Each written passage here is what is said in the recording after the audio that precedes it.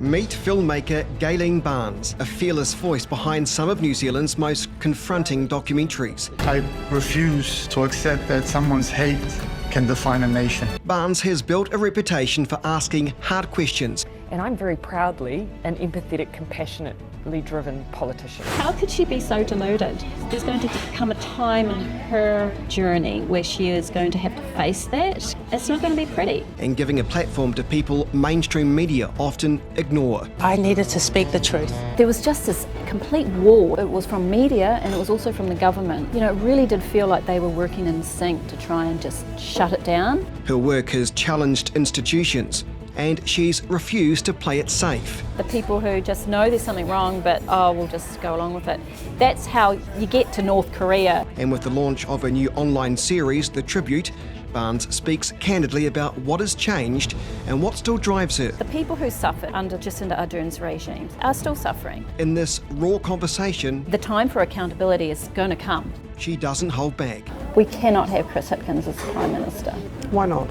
Let's Meet for Coffee, proudly brought to you by Black and White Coffee Cartel, serving exceptional cooked food, fresh healthy options, and one of the strongest cabinet selections made daily across their Canterbury cafes. Gayleen, nice to see you. Thank you for your time. Thank you for having me, Chris. This is exciting. It is exciting. It's a great cafe. It's a nice cafe. I should actually say welcome to Black and White Coffee Cartel in Rolleston. Yeah. And I can't believe we actually got it at a time where there's not heaps of people, because this place is always really busy, isn't it? Yeah, but they're all very quiet. I know. Yeah, so I feel like I need to whisper like I'm in a library. Yeah. You know.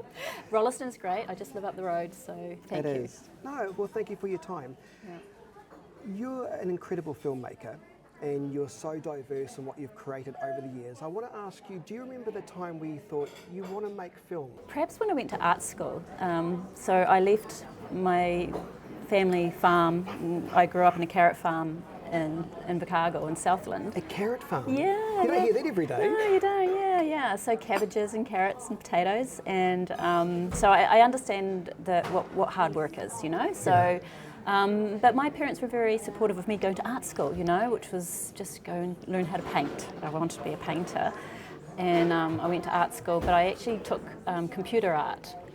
And then we went and did this little session with a videographer, and he told us how to use an editing suite, and he showed us the cameras, you know, the Super VHS, you know, and the SVHS tape editing suite, really old school. I just fell in love with it. I love the technology. And the creativity together. So that idea of high tech combined with creativity. So it really I felt my personality suited being able to combine those two skills. I love solving technical problems. Didn't you at one stage get into animation? Yeah, I did some animation at art school. Yeah, like on an Amiga. Like that was my my degree show was sort of doing video art with animation. It's more artsy kind of thing. And then I worked for Animation Research Limited. It was my first job out of art school, was, you know, with Tailor-Made Productions, and I learned how to edit non-linear there. And also I did graphics and things for Natural History Limited and Animation Research. In terms of animation, I did make an animated film. Yeah, I forgot about that.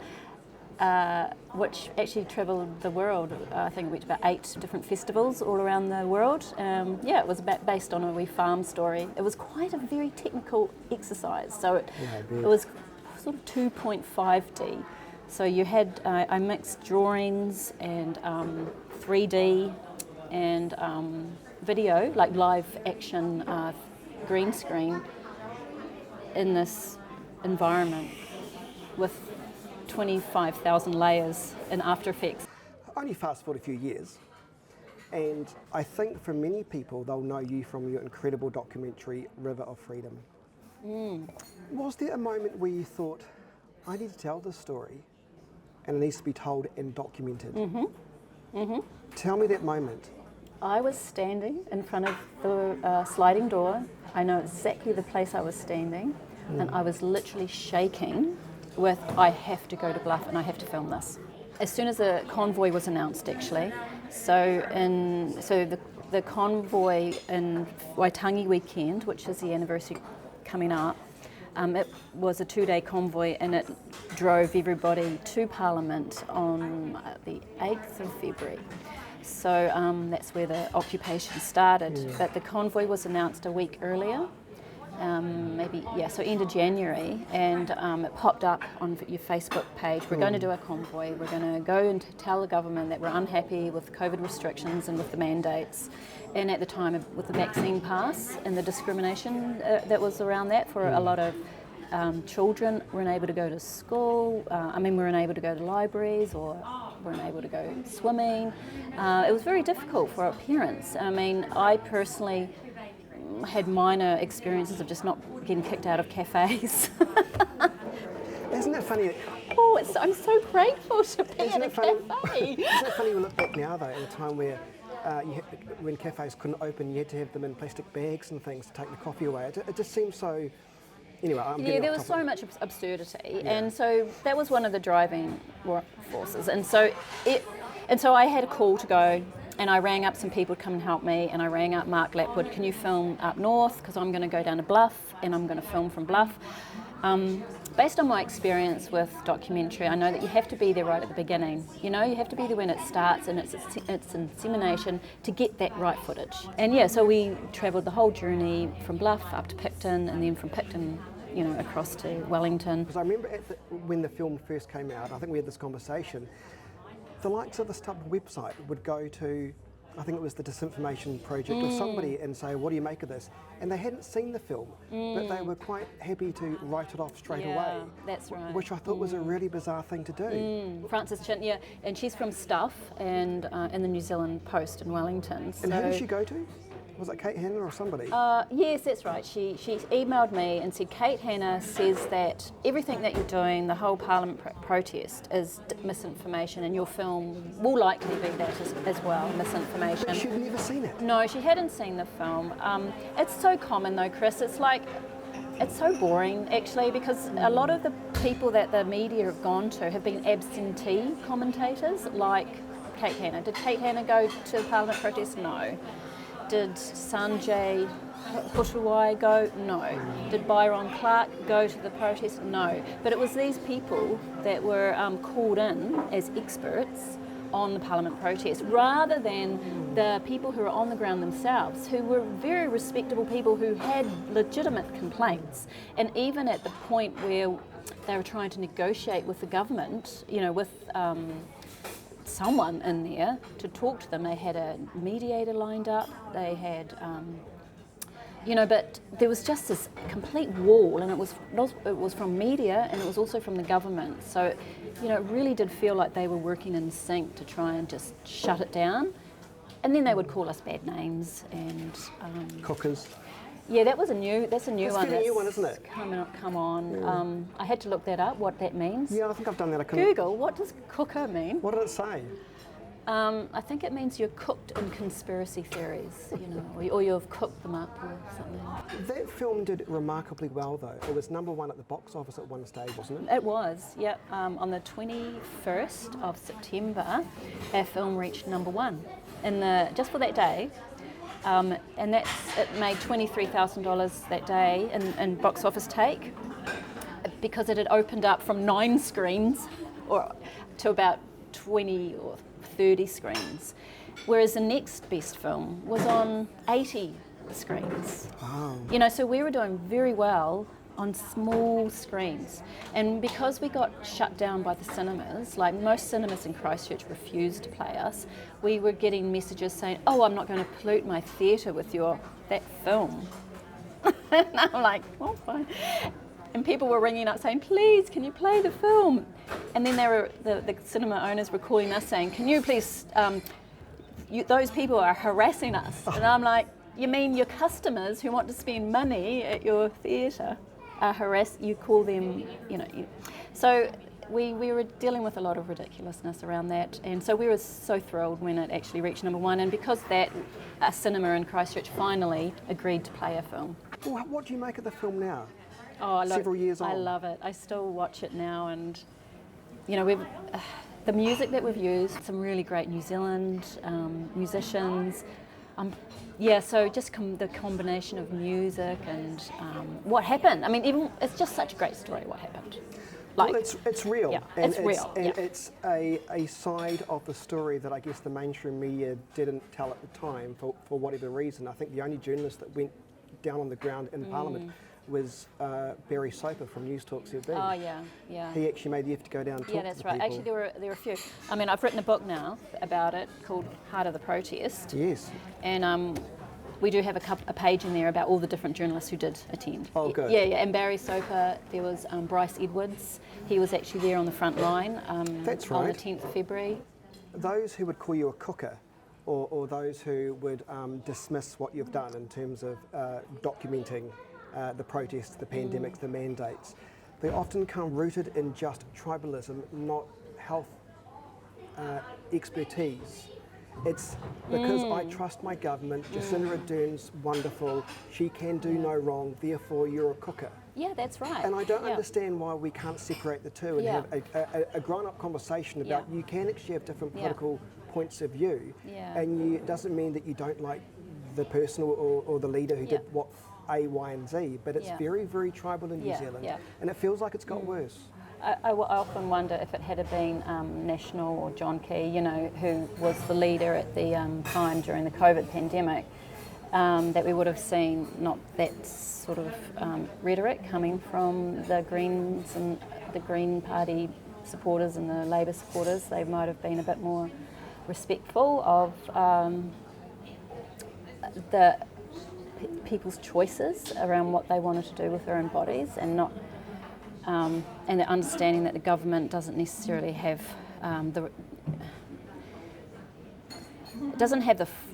interests of everybody.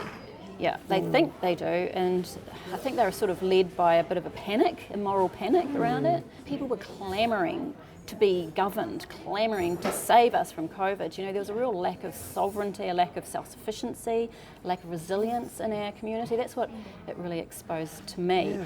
And I 'Cause I think was the always- left-wing people may be a bit more collective in that way. They don't. Yeah. They just will sort of band together. And of course, I used to be. Well, You used to be on the Jacinda train, weren't you? yeah. Look, I voted for her. Yeah, in 2020. Yeah. Because of And- the way she handled initially in 2020 is when it all kicked off. In Yeah. March, wasn't it, ish? I feel like we went in lockdown. Yeah, it was in lockdown, and it was definitely, to be fair, it was a very unfair election campaign because we were in these sort of lockdowns, and she was bringing the Save, Build Back Better, haven't I done well with COVID? We've saved you all, we don't have COVID in New Zealand, no one's dying. So, and because it was very restricted in terms of meetings and that, it was very hard for the opposition to actually campaign and as well. Oh, that's right. So yeah. I think there was actually a little bit sewn up, to be fair. Anyway, When did you get off? and I was brainwashed. We were all brainwashed a little bit.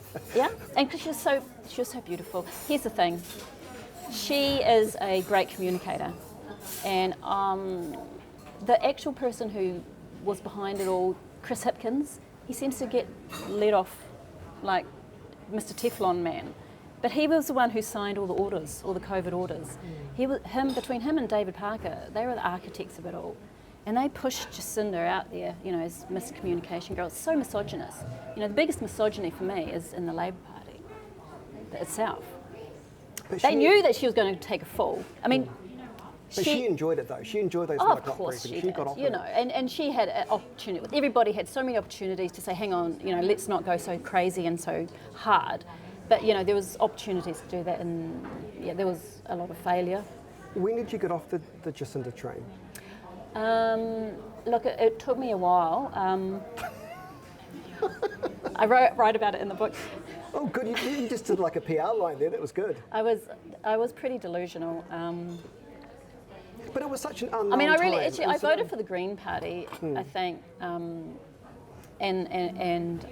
Jacinda. I mean, I'm an organic farmer. I'm an environmentalist. I believe in social good, but I've come to see now that there is a balance in social good, common good, and individuals' rights, and to do what they want with their own families and their own communities. And that line was absolutely crossed. For me, it was really crossed when they started to bring in the vaccine. Yeah. You know, a conversation I've had with many people privately, but now I don't care, I'd start publicly, is I recall a time where a lot of my friends and professional working people that I knew, they had the vaccine twice and that they refused after that. Yeah, that's right. And I remember them saying they felt anxious, and they weren't anxious about getting COVID-19. They were anxious because they had the vaccine and the uncertainty that went with that. And I thought, isn't it an amazing paradox that and a lot of people got the vaccine not for health reasons, but simply to keep their job? It's still a silenced subject because there's that uncertainty. And that's why you want a proven medicine that's gone through trials, you know, that hasn't just popped out of nowhere, and then you can feel safe and you know exactly what the side effects are going to be. What do you say to people who may make the argument that we were dealing with something so unknown, we didn't know that there were different variants coming and the science was changing almost weekly, and therefore the likes of Jacinda Ardern was doing the best she and her science advisors could do based on what they were given at the time? Are we being too critical in saying we can now look back at a place of retrospect and say, perhaps you were wrong, perhaps you went too far, or not? No, they went too far. And I was looking in July 2021 at the evidence that there was harm, that there was vaccine injuries, that definitely young men were most at risk, that the vaccine was maybe protecting, you know, immunocompromised and the obese and diabetic, you know, and also they shut down doctors and scientists who were offering that perspective. Do you find it perverse too? And I think it was Kate McNamara from the New Zealand Herald, excellent reporter, who uncovered some, I thought, pretty compelling evidence that suggested the likes of some of those experts that faced the television that were quite media friendly were getting an early heads up about government announcements regarding vaccines so they could be fully briefed before the public knew, so then they can go out to the public and appear on the breakfast program and say this is so fantastic. I mean, we're supposed to have independent academics. That's government lackeys. Yeah. The series, The Tribute, that I'm working on now, just this morning I'm editing a clip for release next week, and the guy had pericarditis and he's fine now, he's recovered, but what he has lost is trust in the government, trust in the medical profession. His quote is, they folded like a deck chair. You know, it's that silent voice, that's the problem, isn't it? It's that the people who just know there's something wrong, but we'll just go along with it. That's how you get to North Korea and you get to China. You know, you get to those sorts of highly censored, highly controlled societies. It's when you don't stand up, which is why the Parliament protest was so important, because it was a signal, no. And we're free to protest and we are going to protest. And so it worked. A Labour MP, or a former Labour MP, who I think wants another shot in Parliament, I can't recall his name, but he referred to the protesters as river of filth, didn't he? Yeah. Which is probably a pun on what you called your film. Michael Wood. Yes, he's trying to get back into Parliament. Do you worry, I suppose, that New Zealanders do have short-term memories? People want to forget. I don't think they've forgotten, but they want to move on, and they tell us off like, "Oh, move on." You know, it was 5 years ago. But the problem is the people who suffered and who are under that Jacinda Ardern's regime are still suffering. The woman, Ange, who had just released the video last night, she's back in hospital with further complications from the vaccine. You know, and these people weren't dealt with properly at the time, so their situation gets worse. Surely, if the government's going to mandate you take a vaccine, then if someone is hurt, they should get top priority care, but they weren't, which is just criminal. So that criminality will last forever, and if we look at a number of, you know, Royal Commission cases that are going through, some of these things are 20 years old. You know, we have 150-year-old you know, cases and injustices that we're still revisiting. So from my point of view as a documentarian and also a historian, is, okay, let's just capture this, you know, moment in time. This is what happened now. The time for accountability is going to come, and but it might be later. Did you lose any friends over making this? Oh yeah. Was it hard? Well, or was it cleansing? it was. The thing is, if people feel that the mandates were a good thing, then I have huge questions about their principles. And that's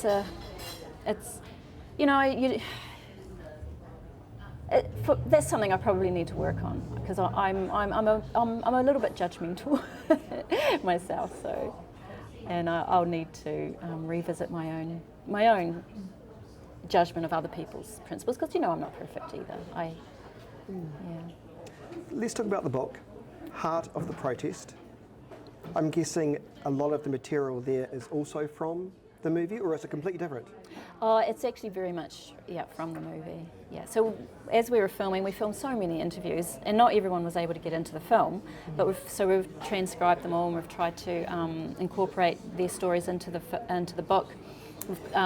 Sian Clement, who is the writer who's working with me, she went and got some more interviews. The structure is the same, kind of like the convoy, and during the convoy we kind of unpack the mandates and the banishments and the bribes. The bribes! You just reminded me, the KFC vouchers. The KFC, McDonald's, cash. Yeah, cash. I look back now and think we had a health minister at the time encouraging people. Vaxathon. Yeah, it's all Don't in get me there. started. We had a health minister encouraging, people to get vaccinated so they could get KFC vouchers. Yeah. But there was nothing about keeping fit at the time. No. But don't forget, nobody was compelled. Nobody was forced. Yeah. Remember that line a couple of years ago? But the Ministry of Justice's legal advice on the no jab, no job legislation said that yes, there was a compulsion. Yeah. And that right was definitely overturned, that right to refuse medical treatment. And then we actually have a chapter on all the different other protests. The ones in Christchurch was quite big, and the one in Picton. Look into your crystal ball then for me. I can't believe it's election year already. Jeez, I'm not looking forward to that. Yeah. What do you think's going to happen? And then we'll revisit after and see what happens. Because I think it's anyone's game, really. Look, I cannot believe that Chris Hipkins is still leading the Labour Party. Why is that? Chris Hipkins signed all the COVID-19 orders. His signature was on them all. He was the COVID response minister. He was the Minister of Health at some point. How he's managed to get off scot-free, I have no idea. He's like a happy little boy, and he seems to be the only one who actually knows what he's doing potentially, which is why he's the only one there. But I think that people need to wake up to his culpability in all of this, the past. And we cannot have Chris Hipkins as Prime Minister. Why not? Because of trust. And his failure to accept his role in it. And until they do accept their role in the harm that they've caused, there's no. Were you angry when they didn't front the Royal Commission of Inquiry? Did you accept their excuse that there was no need to because it would turn into a media circus and that conspiracy theorists would use it to their advantage? Yeah, look, I wasn't surprised because they're all cowards. Yeah. I have to ask this question. What do you make of the international news circuits that Jacinda Ardern seems to be on, where there's a bit of rewriting of history going on? I've only noticed recently that some of the media have obviously cottoned on to the level of discontent domestically, and they're asking those questions now. Great. The likes of even Graham Norton, I think, asked a slightly pointed question about domestic politics and why perhaps she was not liked, and her response was, I think it's a global pattern. A great way to not answer the question. But do you think there's a rewriting of history going on? Or do you not really care? That's the other thing. Her delusion, I worry about her mental health. How could she be so deluded? And for me, it's like, for her to be prancing around the stage, talking about herself as a kind and empathetic leader, the claim that she saved thousands of lives is not really being proven out in evidence and facts. So I think that there's going to come a time in her journey where she is going to have to face that, and it's not going to be pretty. That's why she's doing kind interviews with selective New Zealand media, I suppose. And they still love her, yeah, most of them, and they still rave about the Prime Minister film. You enjoyed the first bit, but before Yeah. it became victim narrative. The first bit was that 2020 and her rise to power, and I remember enjoying that. And oh, look, this woman having a baby at the UN, and oh, she did such a great job with the mosque attack. You know, like we respected that here in Christchurch, Absolutely, right? we did. Yeah. But then once it started, they skipped over the whole COVID mandates. Jacinda's up there in the top of the beehive, looking down at all of us turning up, saying, "I bet 90% of those down there aren't even mandated." I'm like, the complete delusion. And then for the filmmaker to put that in and not question it and not to explain it was just, you know, like not balanced at all. And for sure, she's got her point of view and they're trying to push that. So, you know, I'm not going to argue with that. But you want to at least have a sense of honesty and authenticity about it. And so, yeah, at that point, it became a dishonest film at the end. Was there a sense, though, in the film, because I haven't watched it so I can't pass judgment, was there a sense in the film anywhere where you got the impression she knew she wasn't liked or not? Yeah, that was There around. was. Yeah, I was getting quite angry at the time, so I was kind of steaming in the back seat there. And Well, but that's honesty, though, isn't it, in a way? That's, yeah, because she was isolated and she wasn't making good decisions, and I think the protest really actually threw her. So, I mean, I think we can be quite proud about that. That she was a bit shocked, I think, and surprised by the extent of anger, and it was so visible right on her front lawn. And she couldn't cope with the music on. She didn't like going into work. You know. Sounds like me every day, to be fair. So I think that probably was the sign, and they did signal that was where she probably started to fail as a leader. Gayle, I want to just quickly ask you about your life outside of the work you've done. I mean, you've made a lot of award-winning documentaries. How do you relax? And I want to briefly touch on this because I find it fascinating, because you also are an artist. You have an exhibition in Paris. Yes. You are into organic lifestyle. Yeah. That's why you got good skin. Yeah, maybe. So is that why you keep yourself reasonably grounded and reasonable? Yes, it is. And I have a gift for you, Chris. Do you? I do. Oh, we like gifts. Oh, yeah. So here's some homemade cheese. Homemade cheese? But hang on, so you've made this? We have made this. We have a cow called Rosie. Yes. And we are milking her, and every 5 days we make a nice big block of cheese. And we make our own yogurt, our own cream, our own butter. Is this just for your own? And I also have some eggs. We have, you know, very common. I mean, Wow. everybody, you know, This is but a bit it's, they're greeny, quite isn't it? lovely. Oh yes, I'm Thank you. What I am is I'm very self-sufficient, and Wow. I do like to I like hard work, Yeah. and to have some control over my life. At the moment, we're very happy with our Do you our sell farm. this, or is it just? Oh, we can't. You see, legislation really Ah. makes it very difficult. Well, I feel very honoured. Thank So you it's a very gift. much. A gift. Thank you very much. It's really nice to chat with you. I feel like we've only just scratched the surface, but I wish you well, and people can see all your work by going to your website. But I'll put the details on down below so people can know where to watch some of your new series on the Tribute as well. Yeah. Thank you very much.